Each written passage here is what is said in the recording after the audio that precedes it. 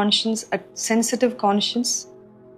బైబిల్లో చూసినట్లయితే దావీదు మహారాజు సౌలు ఒకరోజు గుహలోకి వచ్చినప్పుడు దావీదుతో ఉన్న జనులందరూ చెప్పారంట, ఇదిగో నీ శత్రుని దేవుడు నీకే చేతిలోకి అప్పజెప్పడానికి పంపించాడు సౌల్ని, ఇదే మంచి అవకాశం, చంపే అన్నాడంట. కానీ దావీదు తన మనసు ఒప్పక సౌలు రాజు యొక్క చెంగుని మాత్రమే కత్తిరించాడంట. కానీ ఆ కత్తిరించినందుకు కూడా బైబిల్లో చక్కగా స్పష్టంగా రాయబడింది, తన మనస్సు నొచ్చుకుందని.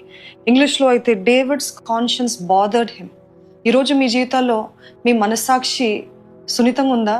Is your conscience bothering you whenever you do something wrong? మీ స్నేహితులు అల్లర్చిల్లరుగా మాట్లాడినప్పుడు, అక్కర్లేని జోక్స్ వేసినప్పుడు మీరు వారితో అంగీకరిస్తున్నారా, వారితో పాటు నవ్వుతున్నారా, లేకపోతే మీ మనస్సాక్షి నొచ్చుకుంటున్నప్పటికీ ఆ విషయంలో రాజీ పడుతున్నారు? లేకపోతే మీరు చూసే విధానంలో, ప్రవర్తించే విధానంలో, మాట్లాడే విధానంలో ఎన్నో రీతుల్లో మనస్సాక్షి మిమ్మల్ని మీలో కలవరపడుతున్నప్పుడు దాన్ని లెక్క చేయకుండా ఉన్నారా? మనస్సాక్షి యొక్క స్వరం అంట మొదట్లో చాలా గట్టి ఉంటుందంట, వెళ్ళగా వెళ్ళగా దాని స్వరము తక్కువైపోతుందంట. ఎప్పుడు ఎన్నిసార్లు అది ప్రేరేపించినప్పటికీ మనం వినకపోతే మనస్సాక్షి చచ్చిపోతుందంట.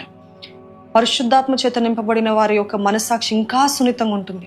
ఈరోజు పరిశుద్ధాత్మని యొక్క స్వరం మనస్సాక్షి మనకి తప్పులు బయటపడుతున్నప్పుడు వినటానికి, వెంటనే సరి చేసుకోవడానికి, వెంటనే తగ్గించుకొని పశ్చాత్తాపడటానికి మీరు సిద్ధంగా ఉన్నారా? దయచేసి వినండి. దావీదు రహస్యంగా చేస్తాడు.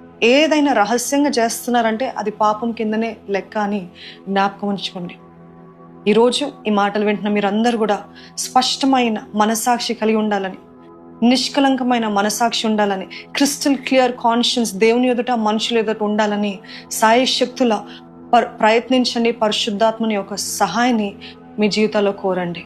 God bless you all.